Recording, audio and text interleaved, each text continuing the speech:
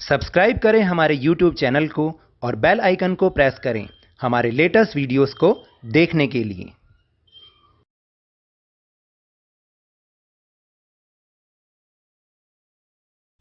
Hello and welcome to Lavneesh sir की class.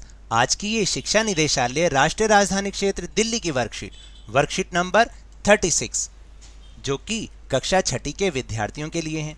यह ली गई है सामाजिक विज्ञान के सामाजिक एवं राजनीतिक जीवन से और इसमें हम समझ रहे हैं पाठ नगर प्रशासन को, जो कि पाठ नंबर 7 है आपकी पाठ्य पुस्तक का। और इसमें भी आज हम जिस टॉपिक पर चर्चा करेंगे उसका नाम है नगर निगम की आय के स्रोत।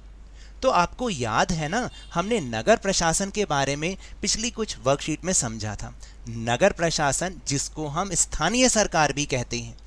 अब सरकार की आय का स्रोत कुछ ना कुछ तो होगा। सरकार पैसा कहाँ से कमाएगी? सरकार क्या अपनी जेब में से पैसा देगी? नहीं, उसकी भी कुछ ना कुछ आमदनी होती है और उस आमदनी का कोई ना कोई स्रोत होता है। तो चलिए देखते हैं इस वर्कशीट में। नगर निगम द्वारा अनेक कार्य किए जाते हैं। इतने सारे कार्य करने के लिए बहुत सारा पैसा भी चाहिए। निगम यह राशि अलग अलग तरीकों से इकट्ठा करता है।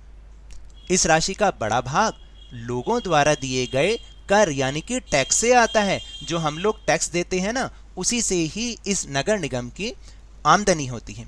कर वह राशि है जो लोग सरकार द्वारा उपलब्ध कराई गई सुविधाओं के लिए सरकार को देते हैं। यानी सरकार हमें बहुत सारी सुविधाएं देती है और हम उसके बदले में उन्हें टैक्स देते हैं।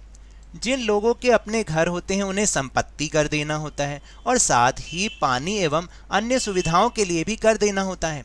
जितना बड़ा घर उतना ज़्यादा कर। निगम के पास जितना पैसा आता है उसमें संपत्ति कर से केवल 25 से 30% पैसा ही आता है। फिर अन्य सुविधाओं के लिए भी कर लिए जाते हैं। अगर आप किसी दुकान या होटल के मालिक हैं तो उस पर भी कर देना पड़ता है। अगली बार जब आप सिनेमा देखने जाइएगा ना, तो टिकट पर ध्यान से देखिएगा, हमें मनोरंजन के लिए भी कर देना पड़ता है। इस तरह अमीर लोग संपत्ति कर देते हैं, वही जनसंख्या का एक बड़ा हिस्सा सामान्य तरह के कर देता है। अब आप समझे कि सरकार की आमदनी किस किस से होती है, यानी कि हमारे द्वारा दिए जाने वाले टैक्स यानी कि कर से होती है ना आसान। तो चलिए अब हम अपने प्रश्नोत्तर करने की कोशिश करते हैं। कर क्या है? अब आप बताइए कि कर क्या है। तो ये रहा उत्तर नंबर 1। कर वह राशि है जो लोग सरकार द्वारा उपलब्ध कराई गई सुविधाओं के बदले में सरकार को देते हैं। फिर इसके बाद है प्रश्न नंबर 2। लोगों द्वारा दिए जाने वाले 2 कर के उदाहरण दीजिए। संपत्ति कर और मनोरंजन कर, या कोई भी आप जो समझें वो भी हो सकता है जो इसमें लिखा हुआ है। आप अपनी मर्जी से भी लिख सकते हैं।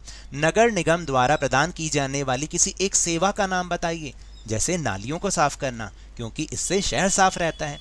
तो ये तो थी आज की वर्कशीट। अगर मेरे इस तरह समझाने से आपको थोड़ा सा भी समझ में आया हो तो इस चैनल को ज़्यादा से ज़्यादा सब्सक्राइब कीजिए, लाइक कीजिए और बहुत ज़्यादा शेयर भी कीजिए। और हम मेरे साथ इसी तरह आसानी से वर्कशीट को समझते रहिए, लेकिन ध्यान और मन लगाकर पूरी मेहनत और लगन के साथ ऑनलाइन ही सही पढ़ते जरूर रहिए। और अगर आपको कोरोना वायरस को हराना है तो 2 गज अथवा 6 फीट की शारीरिक दूरी का पालन करें, मास्क अवश्य लगाएं और जब भी संभव हो और जब भी उपलब्ध हो इसका वैक्सीनेशन अवश्य कराएं, क्योंकि कोरोना को हराना है और जिंदगी को एक बार फिर से सुहाना बनाना है। इसी उम्मीद के साथ बहुत बहुत धन्यवाद।